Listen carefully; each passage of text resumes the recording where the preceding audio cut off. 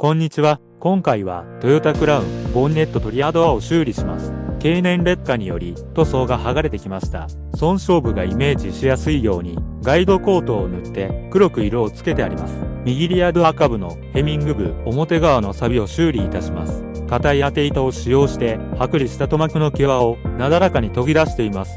ドア、フードに2液型サフェーサーの塗装を行いました。ガイドコート、黒い粉を使用しながら研磨を行い、歪みの少ない仕上がりを目指します。錆をスコッチのベルトサンダーを使用し、錆残りがなくなるまで研磨を行い、エッジの段差を平らに研いでからサフェーサー工程になります。ドアの下縁は念入りにサフェーサーを塗装しました。足付け、マスキングを行い塗装ができるようになりました。スリーコートパールなので、ベースカラー、パール、トップコートクリアを塗装しました。ドアはプレスラインまでの小範囲塗装を行いました。